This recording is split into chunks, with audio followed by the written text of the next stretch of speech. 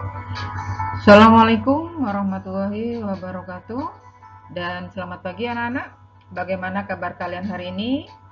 Semoga kalian selalu dalam keadaan sehat walafiat sehingga bisa mengikuti pelajaran dengan baik. Kita akan menggunakan media pembelajaran IPS untuk kelas 7. Dan kali ini materi yang akan kita bahas adalah tentang keadaan alam Indonesia.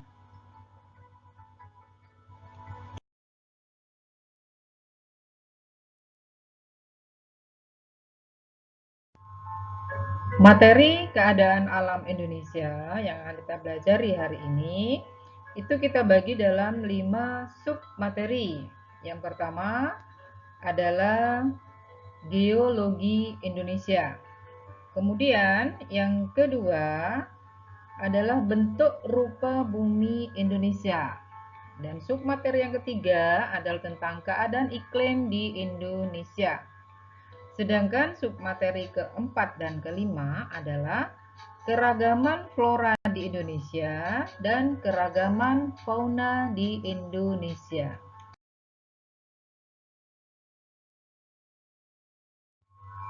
Nah, sebelum kita membahas materi lebih lanjut, ada baiknya kita tahu dulu apa tujuan dari pembelajaran kita hari ini.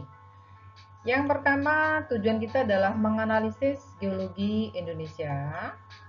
Tujuan yang kedua, menganalisis bentuk rupa bumi di Indonesia. Kemudian tujuan yang ketiga, menganalisis iklim di Indonesia. Dan yang keempat, menganalisis keragaman flora di Indonesia. Yang terakhir, menganalisis keragaman fauna di Indonesia.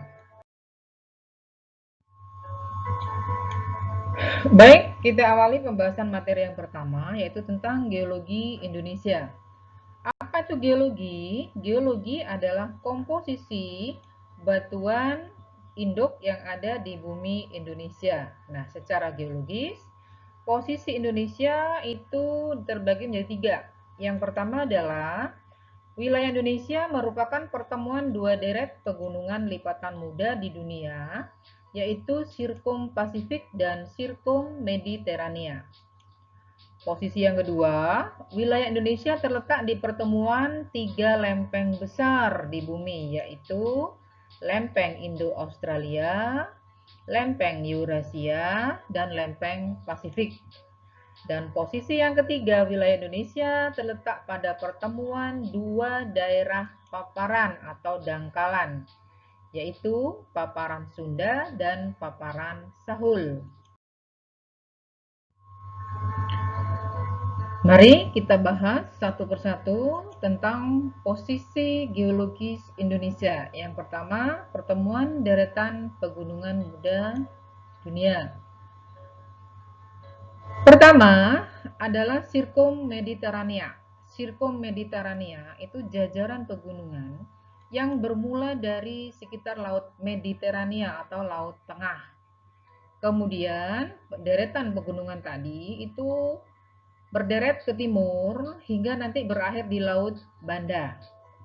Nah, sampai di Indonesia, deret pegunungan tadi itu menjadi 2 jalur. Yang pertama adalah busur dalam yang bersifat aktif, sehingga di daerah yang dilewati busur dalam ini terdapat banyak gunung berapi aktif. Kemudian yang kedua, busur luar yang berupa pulau-pulau kecil di Indonesia. Mulai dari Pulau Sumatera hingga Pulau Maluku di Laut Banda. Deretan pegunungan yang kedua adalah Sirkum Pasifik. Nah, Sirkum Pasifik ini merupakan pegunungan lipatan muda yang terbentuk sekitar zaman Tersier. Nah, Sirkum Pasifik ini kita awali saja dari ujung dari Amerika Selatan ke utara, terus sampai ke Amerika Utara, sampai ke Alaska, kemudian sampai ke Semenanjung Kamchatka, kemudian sampai masuk ke wilayah Indonesia melalui Sangir Talaut, Sulawesi Utara, kemudian Papua hingga Selandia Baru dan kembali ke Samudra Pasifik. Nah, dua deret pegunungan ini, daerah-daerah yang dilalui oleh dua deret pegunungan tadi itu ditandai dengan adanya gunung-gunung berapi yang aktif. Sama di Indonesia, karena dilalui oleh dua deret pegunungan ini, maka di Indonesia banyak terdapat gunung berapi. Nah, ini akan membawa dampak atau pengaruh, baik dampak positif maupun dampak negatif. Dampak negatifnya, di Indonesia sering terjadi bencana alam letusan gunung berapi. Tapi dampak positifnya, tanah di sekitar gunung berapi menjadi tanah yang subur. Kenapa? Karena banyak mengandung unsur hara. Nah, kondisi geologis yang kedua di Indonesia adalah di Indonesia terdapat pertemuan lempeng kulit bumi yang besar. Nah, kulit bumi kita itu tidak merupakan satu lembaran yang luas menjadi satu mengelilingi bumi kita, tapi merupakan lembaran-lembaran yang terpisah seperti puzzle, ya. Nah, lempeng kulit bumi kita itu terdiri dari dua jenis, yaitu lempeng benua memiliki ketebalan 40 km dan lempeng samudra yang memiliki ketebalan sekitar 10 km. Nah, tiga lempeng benua, tiga lempeng kulit bumi yang bertemu di wilayah Indonesia yaitu satu lempeng Eurasia, kemudian lempeng Eurasia ini ada di sebelah utara. Yang kedua, lempeng Indo-Australia yang berada di sebagian barat dan selatan Indonesia. Yang ketiga, lempeng Pasifik. Nah, ketiga lempeng ini mempunyai arah perluasan yang berbeda. Dan kebetulan arahnya itu menuju satu titik, yaitu ke Indonesia, di mana lempeng Eurasia yang dari utara itu meluasnya ke arah selatan. Sedangkan lempeng Indo-Australia itu meluasnya ke arah utara. Jadi bertabrakan antara lempeng Eurasia dan lempeng Australia. Kemudian lempeng Pasifik perluasannya ke arah barat daya. Jadi juga menabrak ke lempeng Eurasia dan lempeng Indo-Australia. Nah, untuk slide berikutnya, Ibu akan menunjukkan peta atau gambar dari lempeng kulit bumi yang bertemu di wilayah Indonesia. Nah, ini silahkan diperhatikan. Ini adalah wilayah Indonesia, ini Pulau Sumatera, Kalimantan, Jawa, Sulawesi, Bali, Nusa Tenggara Barat, dan Papua ya. Nah, ini garis merah yang ada di peta ini menunjukkan batas dari lempeng kulit bumi yang bertemu di wilayah Indonesia. Ini yang sebelah utara, di sini tulisannya Eurasian Plate, itu adalah lempeng Eurasia. Ini ya. Nah, lempeng Eurasia ini bergerak ke arah selatan, ya. Jadi bergerak ke arah selatan. Sedangkan di sebelah selatannya ini ada lempeng Indo-Australian Plate ya, Indo-Australian Plate atau Indo-Australia. Lempeng Indo-Australia ini ya, ini bergerak ke arah utara, bertabrakan dengan Eurasian Plate. Dan sebelah timur yang berwarna pink ini adalah lempeng Pasifik. Nah, kalau dilihat dari panah yang hitam ini arahnya ke arah barat daya, barat ke selatan atau barat daya. Jadi ketiga lempeng yang besar ini saling bertabrakan di wilayah Indonesia.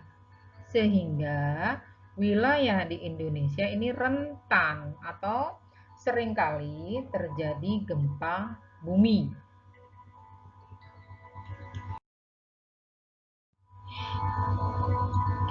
Dan kondisi geologis yang ketiga di Indonesia adalah adanya pertemuan paparan dan zona transisi di Indonesia. Seperti yang sudah saya jelaskan di awal, paparan adalah laut yang dangkal. Nah, lautan dangkal di Indonesia atau paparan yang ada di Indonesia itu adalah paparan Sunda dan paparan Sahul. Paparan Sunda itu ada di wilayah barat Indonesia. Sedangkan paparan sahul itu ada di bagian timur Indonesia. Nanti pada slide berikutnya akan Ibu tunjukkan letak dari paparan Sunda dan paparan sahul.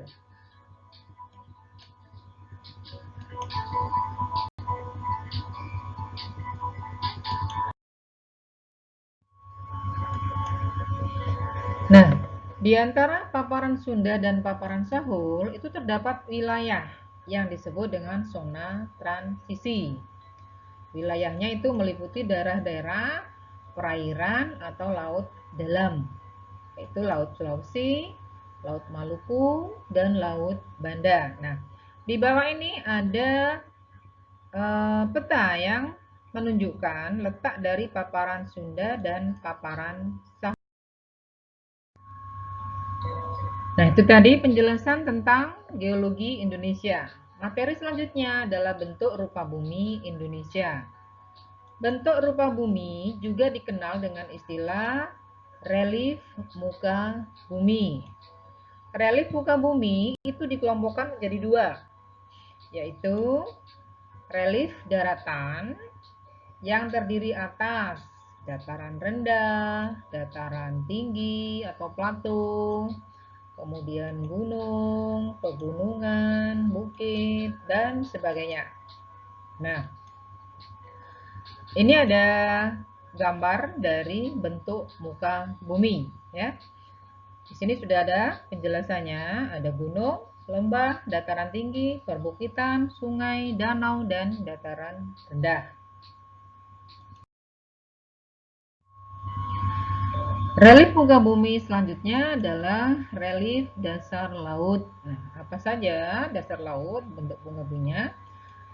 Itu antara lain hampir sama dengan di darat. Ada dangkalan, ada lubuk laut, kemudian gunung laut, palung, ambang laut, punggung laut, kemudian alur laut. Nah, ini ada gambar yang menunjukkan bentuk dari relief di dasar laut ini ya. Jadi kalian jangan pernah berpikir bahwa di dasar laut kita itu datar saja, tidak, tapi hampir sama dengan yang ada di daratan. Nah, anak-anak, itu tadi tentang bentuk rupa bumi di Indonesia atau relief di Indonesia. Materi selanjutnya adalah tentang keadaan iklim. Apa itu iklim? Iklim adalah keadaan rata-rata cuaca dalam waktu yang lama dan meliputi wilayah yang sangat luas, ya. Dan iklim di Indonesia itu ada 3. Yang pertama, iklim tropis. Kenapa? Karena Indonesia terletak di sekitar garis khatulistiwa. Yang kedua, Indonesia juga memiliki iklim laut. Hal ini disebabkan karena wilayah Indonesia itu berbentuk kepulauan yang disambungkan atau dihubungkan oleh laut-laut, sehingga wilayah Indonesia dipengaruhi oleh angin laut. Yang ketiga, Indonesia juga memiliki iklim musim. Kenapa? Karena Indonesia itu terletak di antara benua Asia di sebelah utara atau di bagian bumi bagian utara dan benua Australia yang terletak di bumi bagian selatan. Nah, angin itu bergerak secara berkala, bergantian setiap 6 bulan. Nah, angin yang bergerak dari Asia ke Australia dan dari Australia ke Asia itu disebut dengan angin monsun atau angin musim yang berganti arah setiap 6 bulan sekali. Dan materi selanjutnya adalah keragaman flora dan fauna di Indonesia. Pertama, kita bahas tentang persebaran flora di Indonesia. Faktor yang mempengaruhi persebaran flora itu ada 3, yaitu iklim, tanah, dan biotik. Kemudian, flora di Indonesia itu terbagi menjadi 2, yaitu flora Indo-Malayan yang terletak di kawasan barat Indonesia meliputi di Sumatera, Jawa, Kalimantan, dan Bali. Kemudian yang kedua, flora Indo-Australian. Ini terletak di Indonesia bagian timur, mulai dari Sulawesi hingga ke Papua. Ciri-ciri dari kedua kelompok flora ini antara lain, kalau di bagian barat itu banyak jenis kayu meranti-merantian, banyak rotan, dan banyak jenis nangka. Sedangkan di flora Indo-Australian, kayunya banyak terdapat kayu putih. Tapi di bagian timur tidak terdapat kayu meranti-merantian.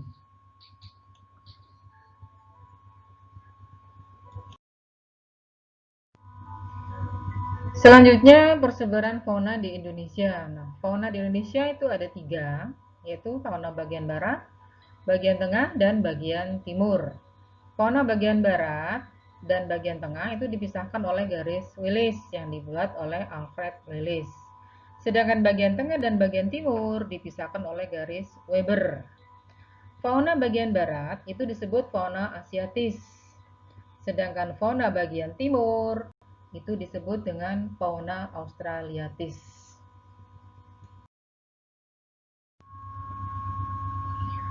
Sedangkan fauna di antara fauna australiatis dan fauna asiatis itu ada fauna peralihan, di mana fauna yang ada di daerah ini adalah fauna endemik dari Indonesia. Nah, di slide yang terakhir ini, Ibu berikan peta dari persebaran fauna di Indonesia berikut dengan garis Willis dan garis Weber. Nah, demikian anak-anak materi tentang keadaan alam Indonesia. Sampai jumpa lagi dalam materi selanjutnya. Wassalamualaikum warahmatullahi wabarakatuh dan terima kasih.